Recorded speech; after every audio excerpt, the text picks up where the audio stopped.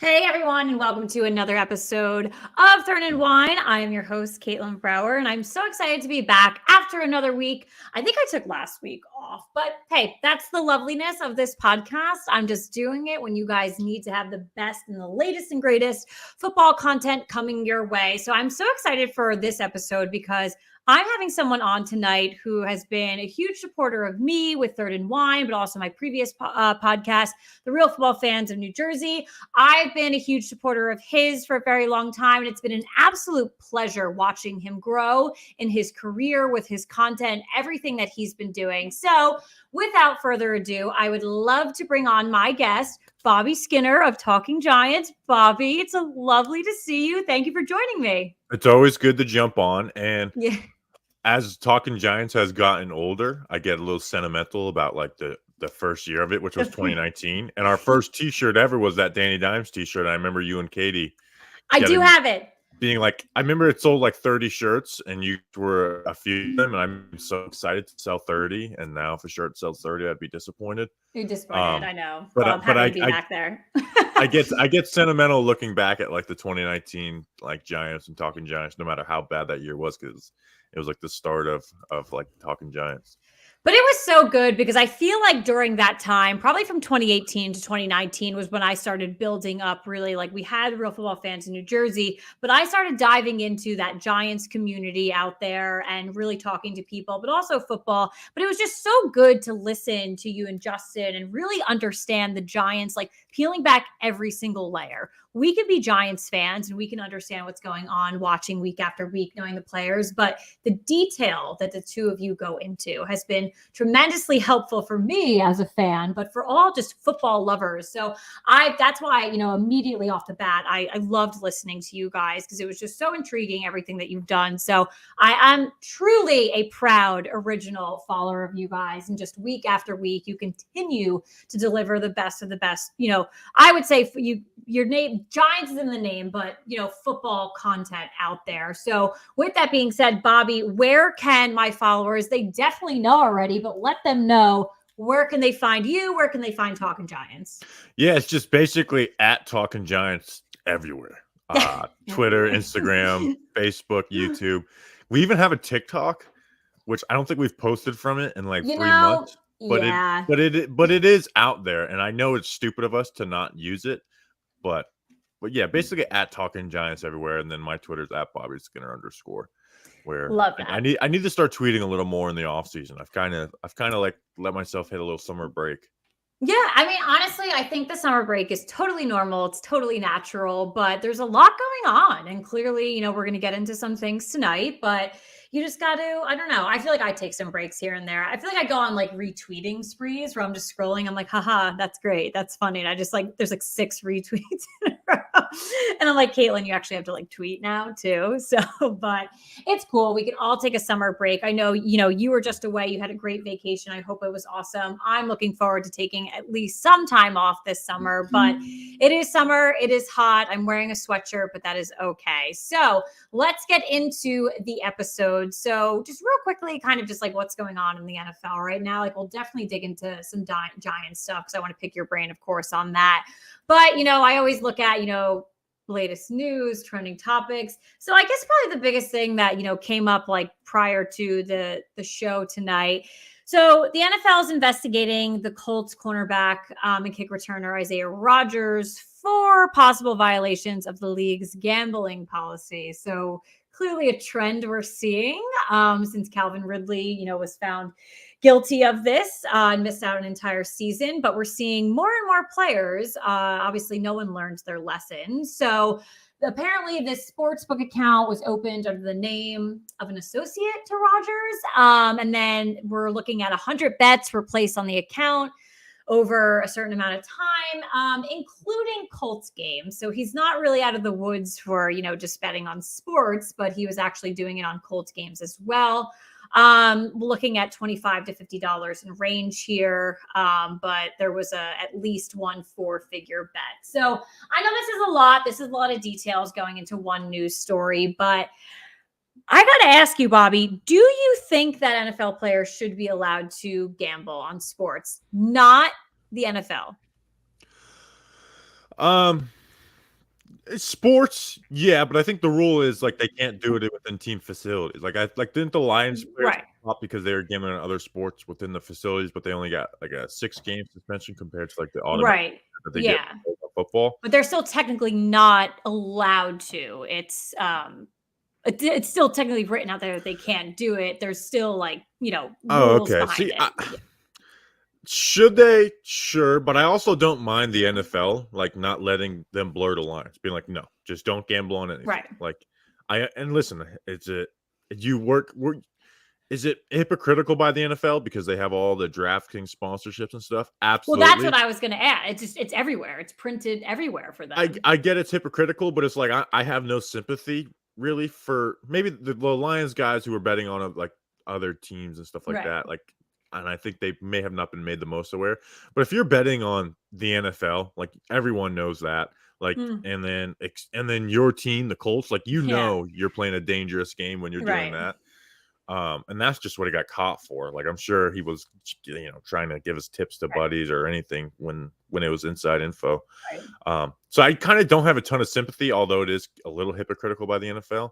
Yeah. Also, gambling, while it is legal now, it's not like you're right to like have a driver's license or anything. Like telling someone they can't gamble isn't like stripping some human rights from them either. Yeah. So it's a little hypocritical by the NFL, but it's also like the easiest. Like, just don't do it. Like, you make a ton of money, don't do it. Don't you got to be smarter than that. So, like, hypocritical by the NFL, yes, but I don't have like a bunch of sympathy for the guys that get busted doing it.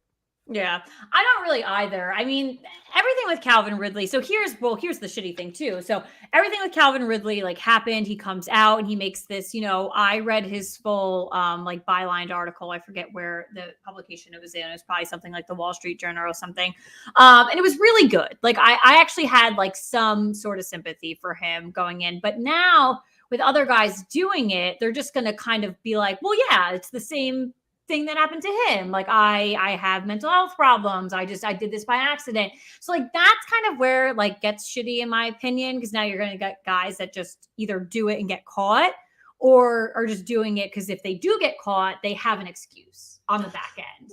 Well, yeah, especially since Ridley got popped for it, and it was like the first big name to get it, and it was big news. So it's like a big reminder to all the players, like, don't mess around with this. I think there was a Cardinals player like 3 years ago, might even before like betting became legal, who got popped, but he was a no name, so no one really cared. No one's gonna be. But when Ridley got popped, that should be the biggest warning. Like, hey, this is a reminder. Don't do it.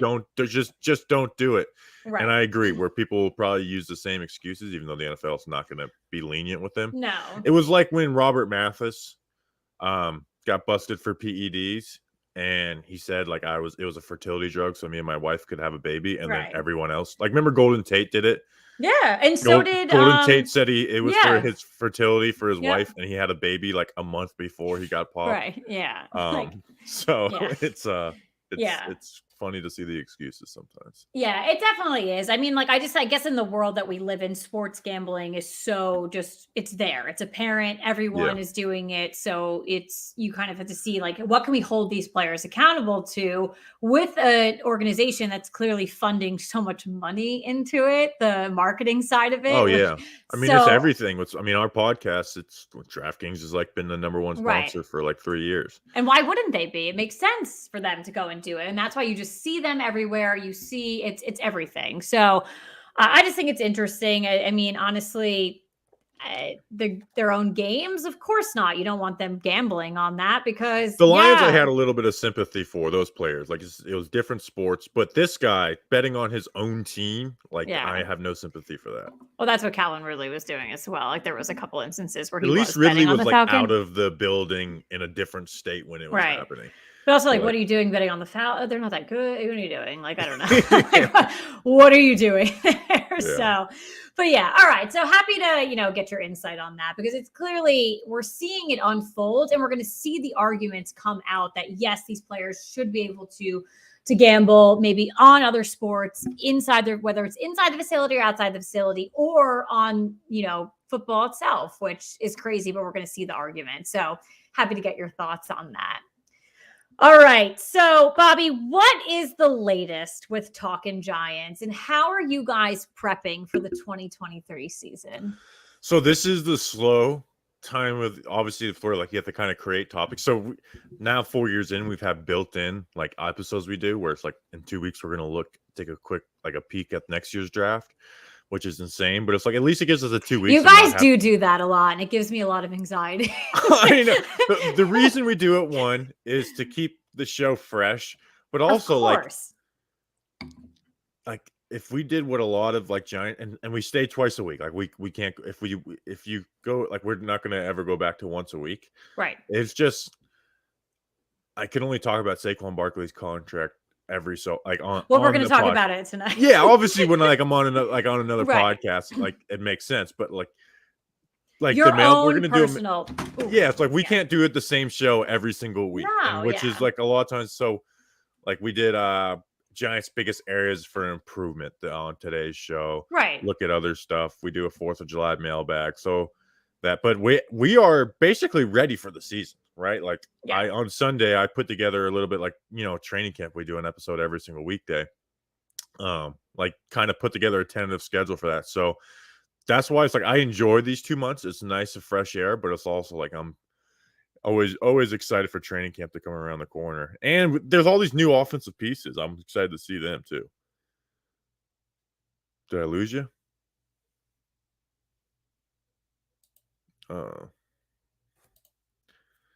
Is it me or is it you?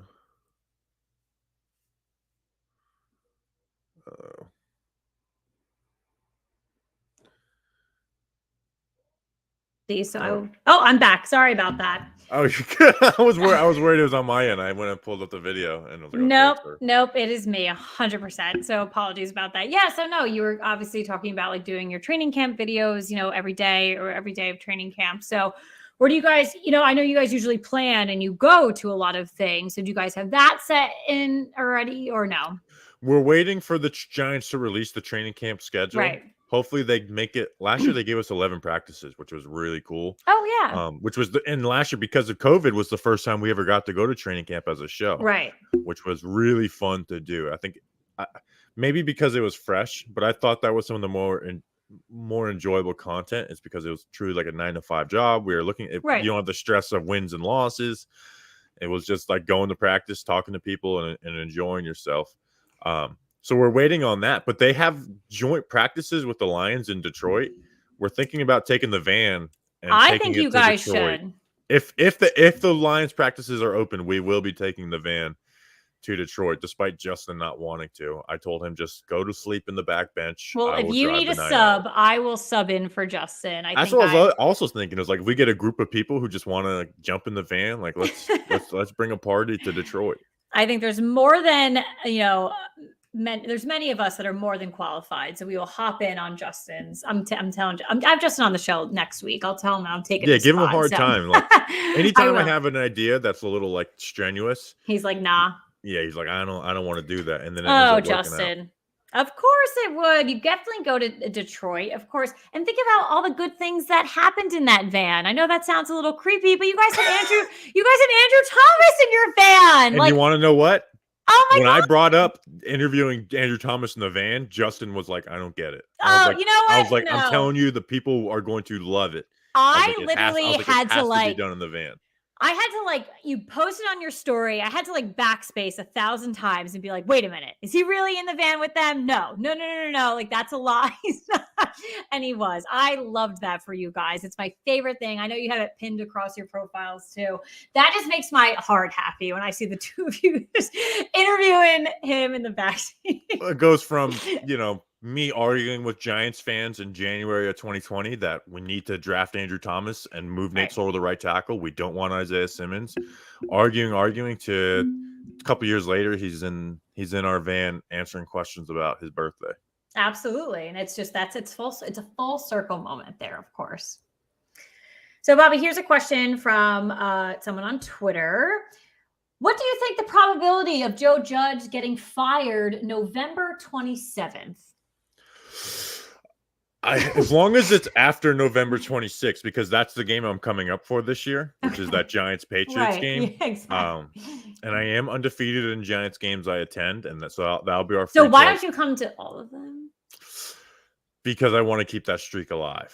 So but you can. Now I'm thinking it's like now whenever I pick a game, it's like this has to be a winnable game. Like I cannot lose this streak.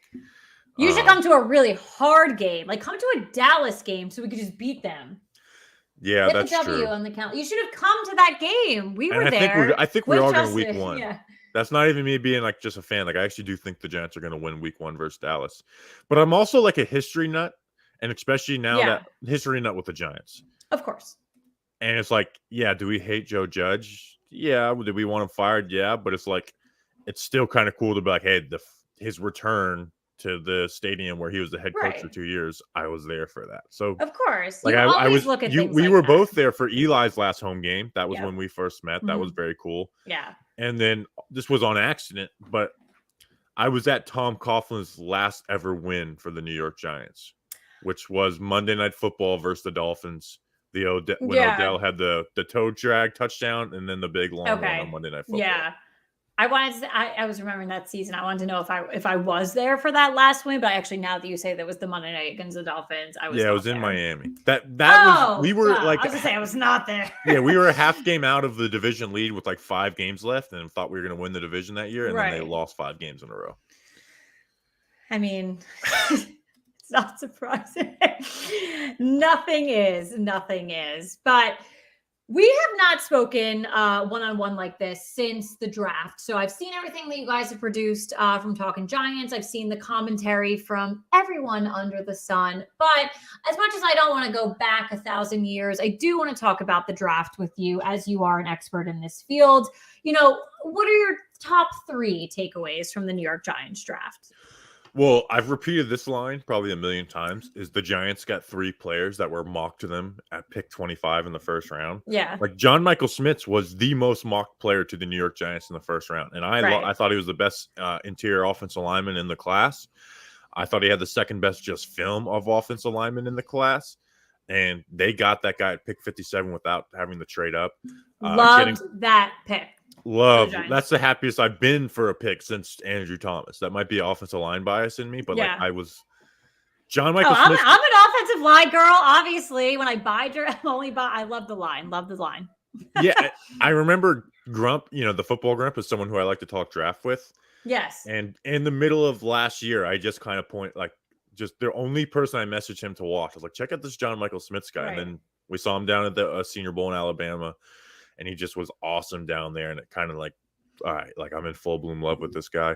And then you get the speed of Jalen Hyatt, in the 3rd round. That's awesome. And then I wasn't I'm not as high on Deontay Banks as other people. I see all the talent in the world. I thought it was a good, I posted my live reaction of it. I felt very comfortable with the pick. And it was just we didn't do anything crazy. Yes, we moved up or pulled back one spot. I was just comfortable in the position. Yeah, he was a pick I like but it's not a pick I'm celebrating because I do have some worries about his game. But he's he's super athletic. He's built to play corner in the NFL. It's just about figuring out his technique and becoming more of a consistent player. So it's and I had a tweet about him a month before the draft. I'm like, yeah, this guy has issues, but I can definitely see Wink Martindale be like yearning to get his hands on this guy and mold him. And then you Right. see Wink Martindale celebrating it. So I thought it was awesome. And I'm a day 3 junkie too.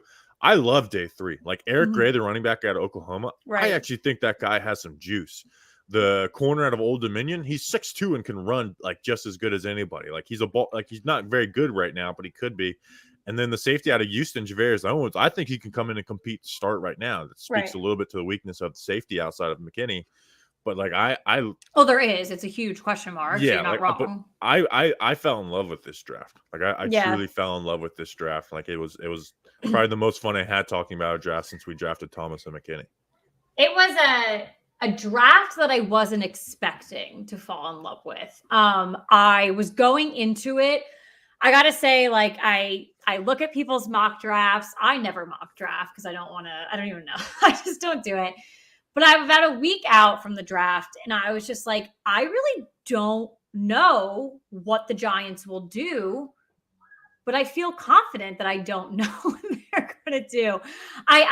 That's a weird statement to make, that I put my full trust like in our GM that something good is going to happen at that number 1 spot and the ones to follow. And clearly we moved around, so we lost some picks, we gained certain areas. So I thought it was really good. Jalen Hylett, lit up Alabama, so I know he's fucking good. So we're fine there. And that's what's crazy is we had to recalibrate our expectations because we've been in Right. the top 10 for the last 25 years. Right. Not really, but at least the last 10 years. A long time. It's like at pick 25, 57, then 89. Who are you going to get? It just felt like everyone you wanted was going to be just picked right before you. It just felt like that. Yeah. Banks was a guy who, we all identified as a pick at 25. Obviously, I think everyone fully went on that. Smith's was the one where it's like, man, he's going to, he belongs to go somewhere between, he doesn't belong to go at 25, but he definitely doesn't belong to be there at 57. And he was there. And then obviously they traded up for Jalen Hyatt, but I don't think anyone expected Jalen Hyatt to be there in the 3rd round either. No. So you definitely question certain things like that, but you also question them in a good and in a bad way, or like a negative way. Like you definitely just see, but again, I love the fact that you said that you were in love with this draft, because I was too. But for me, it was really unexpected. I really did not. I was going in just like, yeah, sure, if it's mediocre, great. But it turned out to be really one of the best ones we've seen in our lifetime being Giants fans. So yeah, hopefully. All right. I know you brought this up earlier that you can't do 100 episodes on the Saquon situation, but Bobby, no, we could, let's do it. What are your thoughts on the Saquon situation, and where do you think we're going to end up in the coming months? I just think it ends up with him playing on the franchise tag. I think he's just given up the leverage that he had. We talked with Ryan Dunleavy a couple weeks ago on the show, and we were talking about how the Giants have won the PR battle by leaking out the average money they're offering per year while not offering the guaranteed money. And we're like, well, why doesn't he offer, why doesn't his side leak out the guaranteed money to kind of get people back on his side? And he's like, he just doesn't want to do any negative things to the Giants. It's that's insane. Just leak it out, to help yourself out. And he's working out with them in Arizona. And I just think the Giants aren't going to blink on this, especially with what he wants. So I don't think they're going to blink. And I do think Saquon could sit out training camp, but I think they're confident he's going to be there week 1 and he's going to be ready to go. And I just think that is where this is headed. Saquon Barkley playing on the franchise tag, because if he sits out, you're never going to get that money back. So it's just kind of he's in a no-win situation. So I think at the end of the day, Saquon Barkley plays this season on the franchise tag.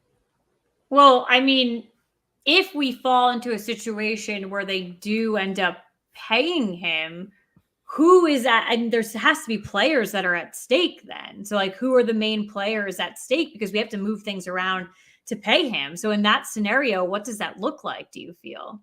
I actually think it probably helped them out in the short term, because with the franchise tag, it's just that $10 million guaranteed. So if they were to sign him, they probably would even if it's 12, even if it's 13 million a year, they probably wouldn't put 13 in the first year. Right. So I hope they would try and eat up as much cap of it as possible as they can. I don't. Now, if they rescinded the tag, which they're not going to do, they'd have money. So No. I don't think it's gonna. I think they're pretty much set for this season roster wise, Right. but it stops them from maybe doing something next year or the year after, depending on what the deal looks like. Yeah, we're just in a unique situation, which I think like it's such a big argument out there. Like obviously before like we did the contract with Daniel Jones, like it was a big argument. But we are in a unique situation as the Giants, like, and it's just coming on over and over and over. Like, I don't know, like, I don't think we realized that Daniel Jones could be potentially the future for us. So we had to hop on it because look at some other teams in the NFL right now with their quarterback situation. Like, no offense, I'm not about that life. I'm not trying to recycle a quarterback, just get a new one year after year after year. If Daniel Jones can give us the next like 5 years and it's awesome sauce, like cool, like I'm on board with that because we had a quarterback for 16 seasons. And I'm very much, I don't think it's going to be that identical and that perfect, but I want it to closely be like that.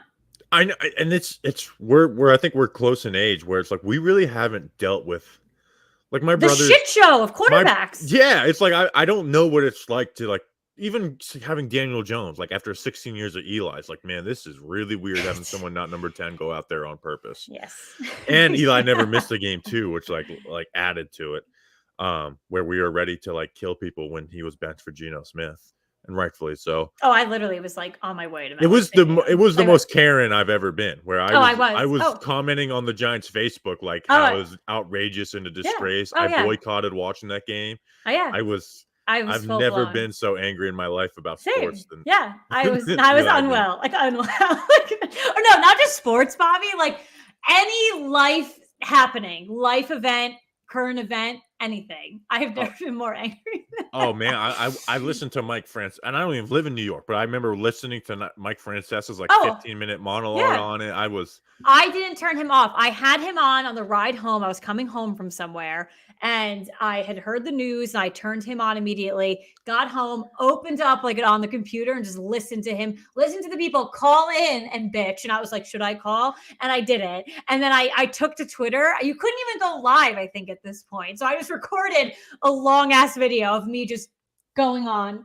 It was like a tragic moment in your life because like I remember where I was. I literally clocked out of work, driving out off of Tomahawk Drive and Satellite Beach. Yep. And my friend texts me. He's like, "Can you believe McAdoo did it?" And I'm like, "What?" Nope. And I saw it, and I drove home 30 minutes, angry, mad.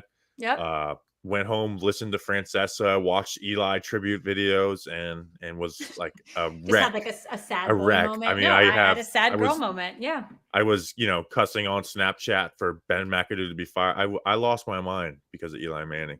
But it's like my brother's a Commanders fan, and it's like, what is it like to have a new quarterback every week, every year? You have a new quarterback week one, and usually a different one by halfway through that season too. Yeah. Like this year, they're going to start with Sam Howell. Jacoby Brissett will be their starter by week 9.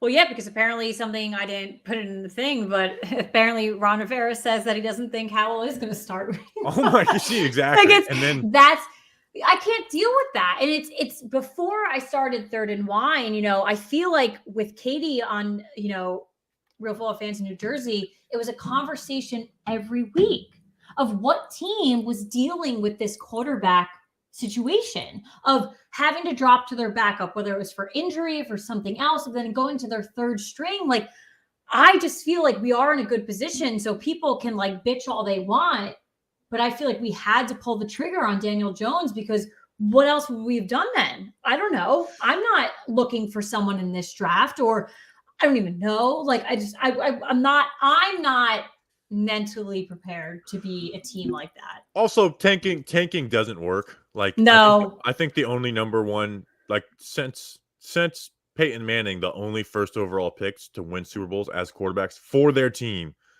are Peyton and Eli. Like, right. And like, it just doesn't work tanking for a quarterback. It's the NFL. So like, not in this day and age either. Because if you don't perform, you're out. Yes. And especially now that like they'd have the rookie contracts, like at least like when guys like Eli Manning, Matt Stafford were drafted, like you had to invest in them because you paid them more than you paid anyone in your team from day one. Stafford was another one, but again, he didn't win it for his team in the Detroit Lions. So we went and we spent like 45 minutes on it, like with the Daniel Jones contract. Now, Daniel Jones won it. He set a new precedent for his level of quarterback, by a couple percentage points. But we went and looked at it and showed like, hey, look at like we went and looked at the top 5 quarterbacks, young quarterbacks in the NFL, like Mahomes, Allen, Herbert, um, and Joe Burrow. And all of those teams, before they got those quarterbacks, the year they got those quarterbacks, were paying quarterbacks. So it doesn't Right. stop you from going out and getting a franchise. Like, say if 3 years from now, they're like, hey, Jones has been good, but we're in a spot where we can trade up and get a guy we want in the draft, like the Chiefs did with Mahomes. The Mhm. Chargers didn't have to do that with Herbert, but they were paying Philip Rivers. The Bengals were paying Andy Dalton the year that they went and got Joe Burrow. The Bills just came off a playoff year, and when they got Josh Allen and had to trade up twice for them. So I'm a big believer of tanking doesn't help you win, and you can have a No. quarterback, but also be paying attention to the 3 years from now. If they want to move on, they can move on. Yeah, you definitely can. But it's like what you just said. If they want to, yeah, they can. But if it turns out not working, it's not going to. Yeah, I just think I don't think there's really any losing in this situation to paying Daniel Jones. No. Unless you like don't believe in him, but you keep him for if you extend him again or something like that because he's still like solid. Like if he's at an Alex Smith level and you don't want him, but you just pay him just because, then you're in a losing situation. But I think the idea is he's gonna be pretty damn good. He was good. He was very good last year in the offense they ran. Now they've added pieces and they're gonna change things they do. Can he be good in a different type of offense? Your Danny Dime t-shirts are going to be worth like millions of dollars. We were the first ones. 100 years from now. Everyone has Danny Dime shirts. We were the first. I promise. The only issue with the t-shirt, and you probably know this already. Know what it is. I already know what you're gonna say. It says "In Gettleman We Trust." Yeah, so we made new Danny Dime shirts. So honestly, I don't care. I'll rock that one like till the day I don't care. And at that point, I was like, we got to make our shirts funny. And that picture on the dime is the picture of him with the Visa ad from the 90s draft because he's making like a psychotic face. And looking back, it's like we should have just done a cool face instead of a funny one. Well, I'll have to purchase your new one. But what does it say in Joe Shane We Trust? It just says Danny. They need to make one with the coin, but it just says Danny Dimes. You don't have. We gotta have a talk with our shirt people. To be honest, I know. He has a trademark on it too, but I don't think it's enforced very heavily. Daniel Jones has a trademark on Danny Dimes. Like a couple weeks after, so we made the shirt, and then Barstool made the shirt, and then everyone started making the shirt. And like 2 weeks later, in 2019, he had a trademark on it. I mean, honestly, listen, if someone started calling me something all the time, I'd probably be like, shit, I got to make some profit off of that or anything. But all right. So I didn't mention this earlier with some moves, but we are still seeing some moves late in free agency here. But to me, as I'm scrolling through my Twitter feed, it did seem like some Giants fans were actually interested in Leonard Floyd prior to the Bills sweeping him up. So that's not an opportunity right now for us, clearly. But is there anyone else out there right now that you are interested in us going after? So Leonard Floyd was always holding out. Like, he was never going to be a cheap option for the Giants. The reason he wasn't signed is because he was holding more money. Like, Leonard Floyd was really good last year. Like I kind of thought in my head, like, oh, he must have had a down year because the Rams cut him. No, he had just as good a year last year as he did the year he got his contract. The only guy out there that I can see making sense money-wise, because the Giants are kind of strapped right now, would be maybe Justin Houston, who's older now, the pass rusher. He spent a year or two with Wink in Baltimore, and they do need edge depth. They're one injury away from that being a bad position.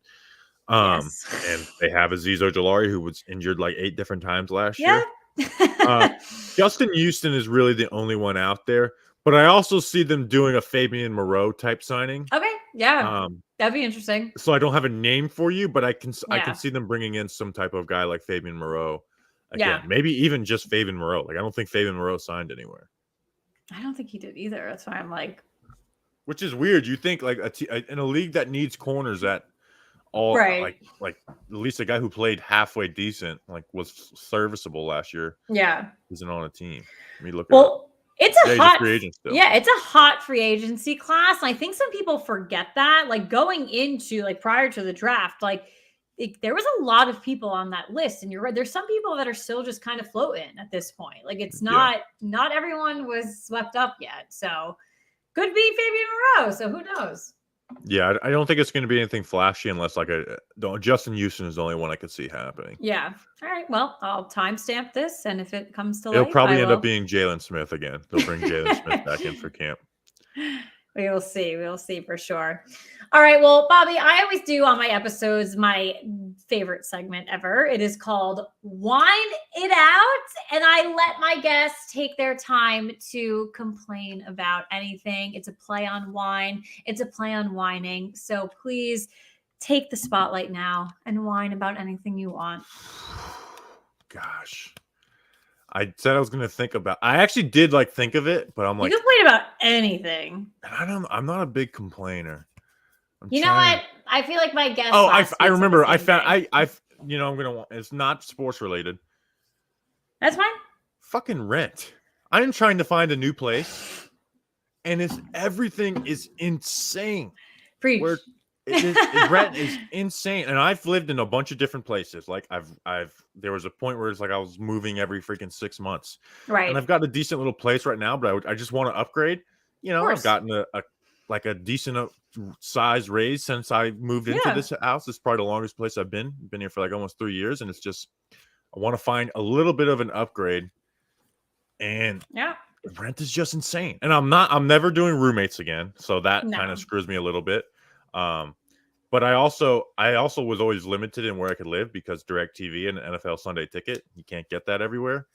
Now with the YouTube TV thing, I always said I'd never live in an apartment complex, but I'm almost like thinking like maybe just pull the trigger on that. So that's my thing I'm complaining about is rent ever going to be reasonable again? Like they wanted me to move to New York a couple years ago, and I couldn't. I'm talking about this in Florida. No, No. That's what I'm whining about is rent. Like, can somebody find me? I don't need the fanciest place in the world. I just need a 2-bedroom, one to turn into an office like I have here, of course, and 1 bedroom. I don't need anything big. I don't need it to be right on the beach. Just something in the Brevard County area that's not deep in the middle of the hood. That isn't $3,000 for a 2-bedroom. Oh, so you don't want to be on the beach. It's not. I mean, I would love to be on the beach, but I understand that rent's even more expensive. Like, it has me kicking myself about like I should have never moved out of this place 7 years ago because now I'm paying the price for it. Right. It's impossible. One, there's not very many places open, and every place that is, it's $1 million. So 100%. Somebody who has a house in Florida not using, rent it out to me for a reasonable price. You guys heard it here first on Third and Wine. Please give Bobby a reasonable house.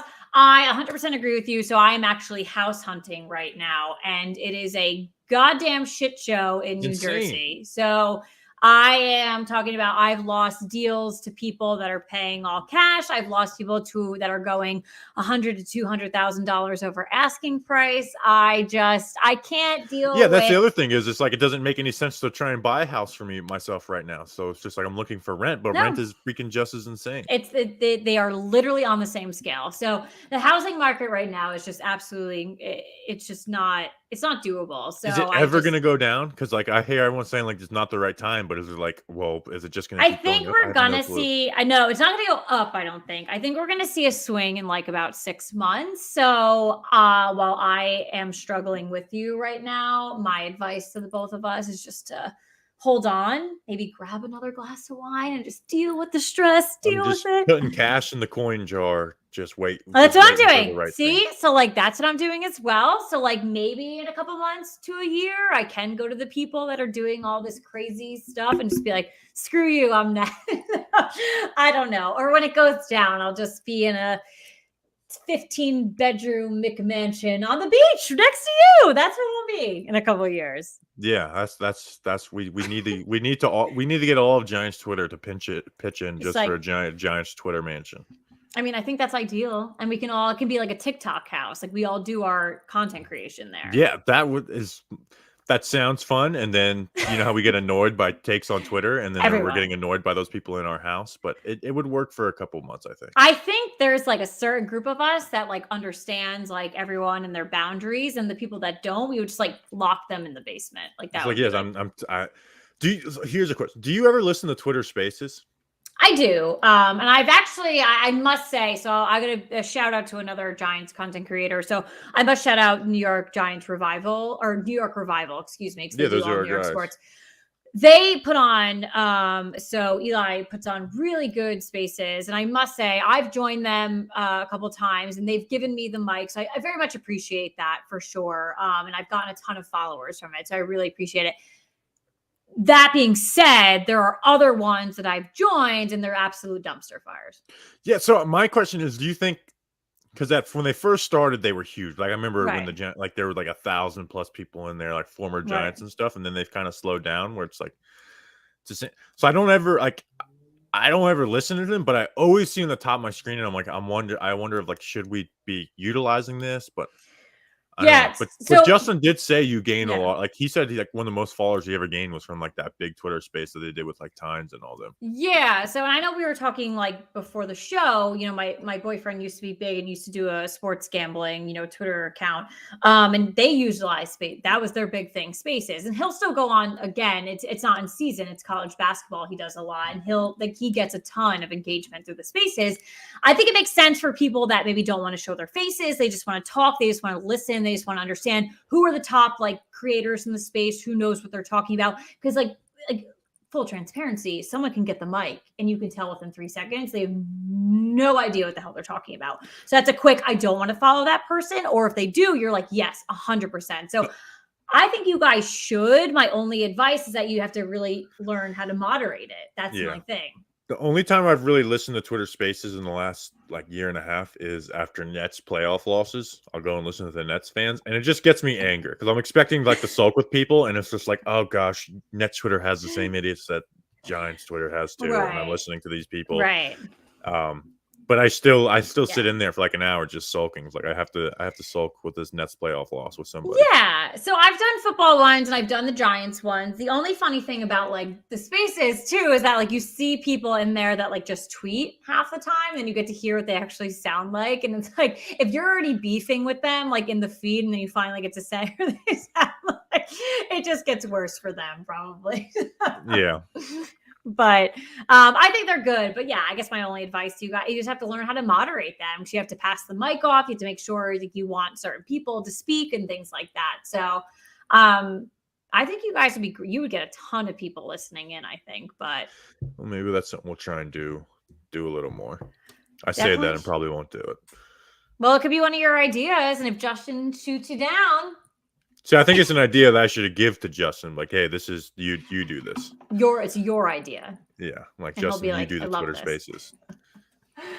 Oh my goodness. Well, honestly, Bobby, always a pleasure chatting with you. We got to do this more often. So I'm sad, it took me this long to get you on the pod, but I'll get you on more and more and more. I can't wait to see you this upcoming season because we're going to make it happen for sure. But to wrap it up real quick, please remind my followers where they can find you, Talking Giants, everything like that.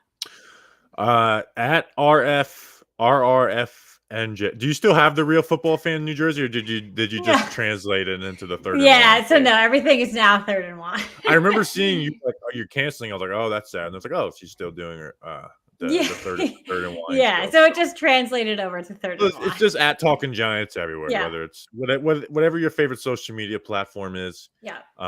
If you're on Facebook, you're never going to engage with us. Our Instagram automatically posts there.